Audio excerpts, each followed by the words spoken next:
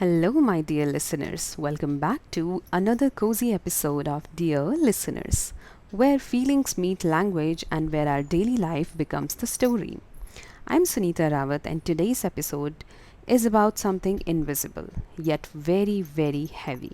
No, it's not your grocery bag, not your laundry basket either. I'm talking about something that's sitting in your head right now. It's called mental load. Let's take a moment. Ask yourself, are you tired even when you haven't done anything big today? Do you lie down at night but your mind keeps running like it's in the Olympics? Are you the one in your home who remembers everything? The birthday gift for your nephew, the milk that needs to be bought, the charger that's missing, the school project, the office email, the umbrella for kids, and also, oh no, I forgot to drink water today. If you said yes, welcome. You, my friend, are carrying the mental load. Now, what is it really?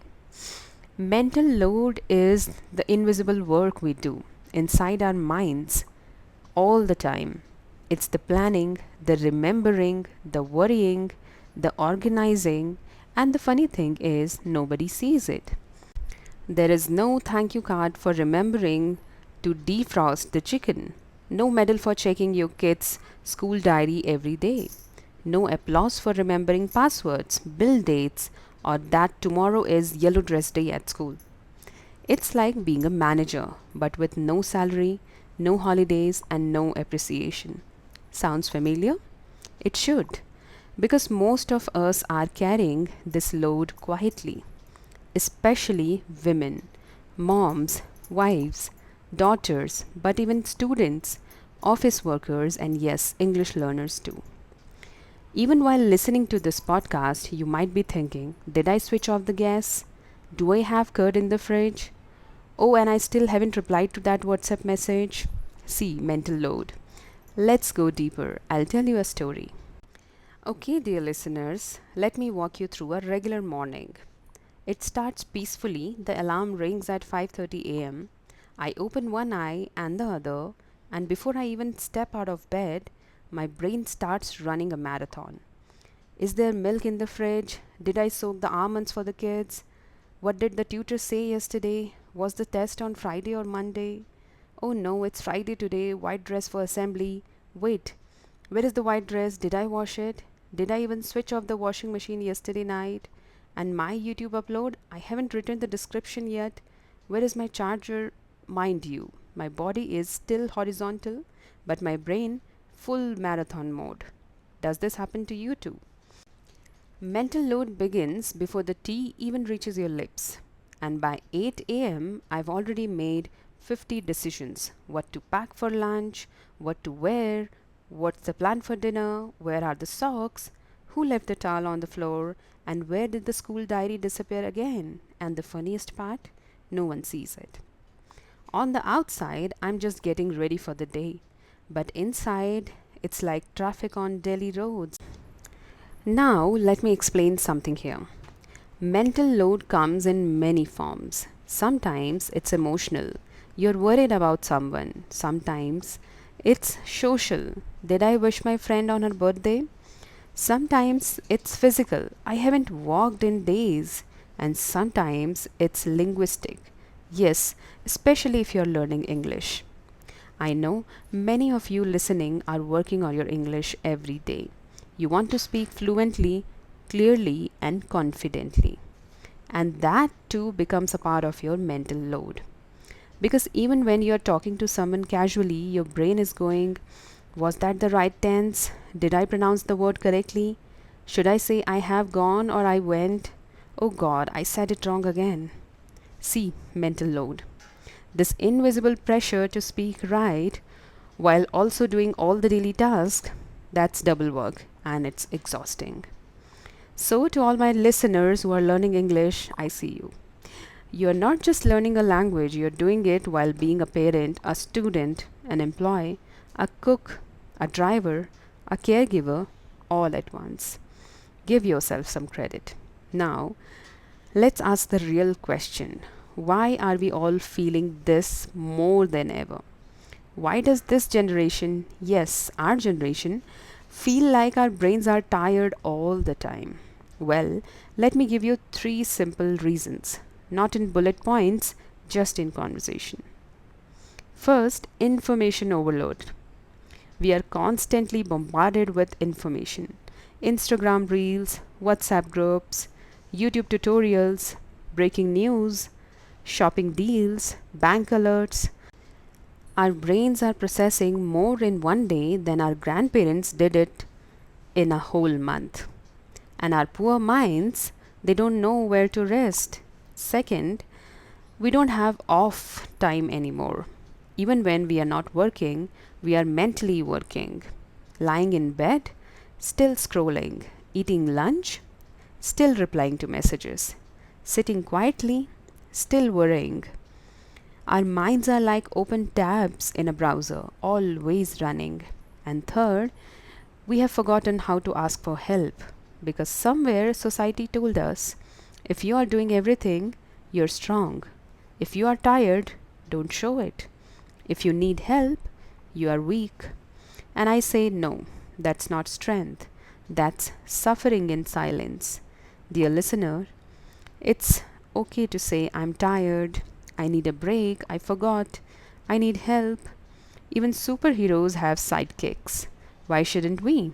So next time you feel like your brain is tired, even though you haven't done much, pause.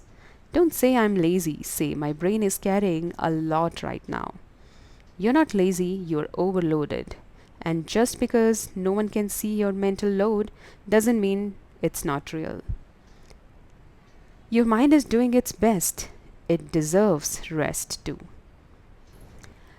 So, dear listener, now that we understand what mental load is and why our minds feel tired even before breakfast, let's talk about something a little more personal, something a little more emotional.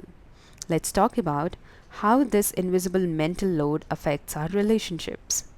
Now, I don't mean only romantic relationships, I mean all of them. With our parents, with our children, with our spouses, our friends, our co workers. You see, mental load often hides inside the things we don't say. Let me give you a small example. A woman wakes up at 6. She prepares breakfast, gets the kids ready, packs tiffins, reminds her husband where the car keys are, irons the school uniform, and reminds the maid not to forget the bathroom this time. Her husband is sitting reading the newspaper, calm, smiling, fresh. And she has already run a mini marathon. And then she says, "You don't help me." He looks confused. "What do you mean? I just asked if you want tea." And she explodes, not because of the tea, but because of the load. The tea was not the problem. The invisible responsibility of remembering everything was. She's not asking for just help. She's asking to be seen. Seen as a human who is also tired. Seen as a person who wants to feel like someone else is sharing the mental responsibility. And this happens in many homes, with mothers who remember every doctor's appointment, with fathers who silently carry financial pressure, with children who are expected to score high, speak fluently, be polite, smile, win, succeed all at once. Even teenagers today are carrying their own mental load. But we often laugh it off, saying, "Bas phone chahiye ne." But do we ask, why are they always on their phones? Maybe that's the only place they feel distracted from the real pressures. Studies, body image, peer pressure, parents' expectations, social media competition. Mental load doesn't care about age. It lives inside all of us. And it's especially dangerous because it makes us tired and guilty at the same time. We feel tired, but we also feel guilty for being tired. We feel like we should be doing more, and that guilt builds walls. It creates distance in marriages, tensions between parents and children, stress in friendships. You ask your friend, "Why didn't you call me back?" She says, "I'm sorry, I've just been so mentally exhausted. And suddenly you realize maybe it wasn't about you at all.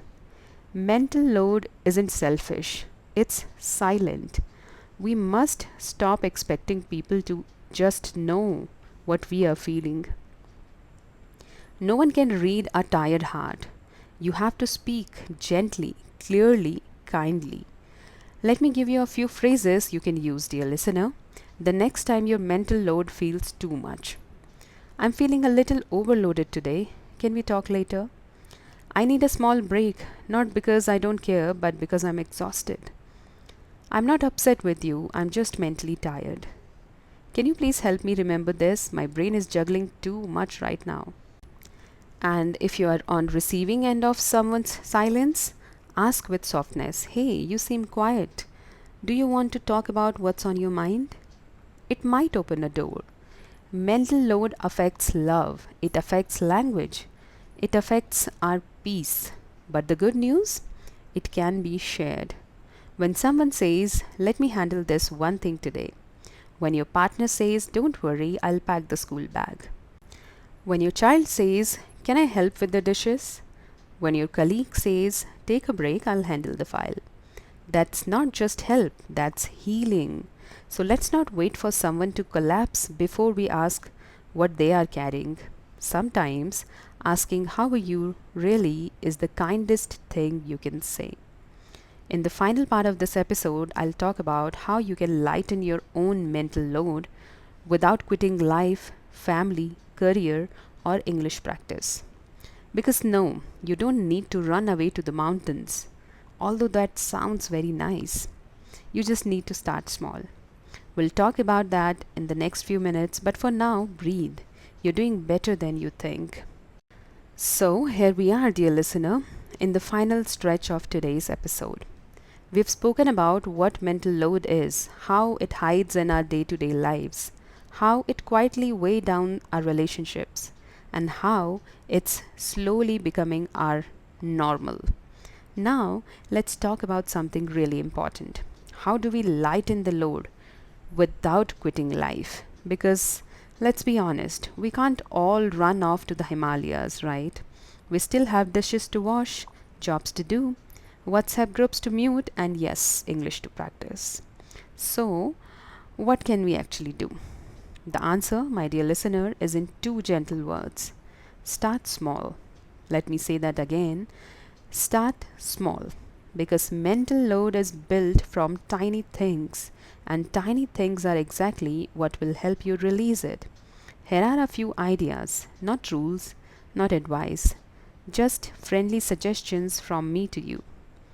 Write it down and set it free. Your mind is not a storage cabinet. It's not a Google Drive. It's a beautiful place that needs space to breathe. And if you are remembering too many things, write it down. Make a brain dump list. Not perfect, not fancy, just honest. Things like pay electricity bill, buy curd, practice past tenses sentences, call mummy, drink water. Once it's on paper, your mind will thank you. You'll sleep better, you'll think clearer, and your brain will whisper, "Thank you." Number two, say it out loud. Mental load becomes heavier when we stay silent. So speak up. Not with anger, with kindness. Say, "I'm feeling stretched today. Can we order food instead of cooking?" "I forgot to remind you because my head is full. I need 10 minutes of silence." And if someone says this to you, please don't joke about it. Don't say, "Oh, come on, it's not that serious." Instead, say, "Okay, I understand." That's how we share the load. Not by doing big things, but by giving small support. Number three, make digital spaces lighter. Let's face it, our phones are not just communication tools anymore, they are pressure zones. So clean them up. Mute the groups that don't bring joy. Unfollow accounts that make you feel less than. Limit doom scrolling. Set time for it if needed. Only 10 minutes, then I close. Give your brain space from constant input. Even your English learning should feel like play, not punishment. Listen to a happy podcast, sing a song, repeat a sentence 5 times. That's enough. English is not your boss, it's your companion. Number 4, create tiny resting rituals. You don't need 2 hour spa days to feel relaxed. You just need small resting moments. Sip tea on the balcony without your phone. Listen to a soft song with closed eyes. Talk to plant. Take a slow walk after dinner. Look at the moon. It sounds simple, maybe silly, but these moments remind your brain you're safe, you can pause. And that pause is gold. Number 5, be kind to your mind. Lastly, and most importantly, please don't be so harsh on yourself. You're learning a language, you're managing a home, you're working, you are remembering the passwords, the groceries, the laundry, the school projects, the video scripts, the birthdays, the bills. Of course, you are tired, but you're still trying, still showing up, still dreaming. So celebrate that. Don't wait for a perfect day. Celebrate today, where your heart is full, even if your hands are tired. Celebrate the fact that you're listening to a podcast in English and you are understanding it. That's growth. Dear listener, mental load will always be a part of life, but it doesn't have to crush us. We can learn to manage it with love, with humor, and with each other. We can learn. We don't need advice, we just need someone to say you are not alone. Thank you for spending this hour with me. If this episode made you smile, nod, or even tear up a little, do share it with someone who needs to hear it. And remember, this space is always here for you with honesty, emotion, and yes, a little English too. This is your host, Sunita Rawat, signing off from dear listeners with a quiet hug and a full heart. Until next time, take care of your mind.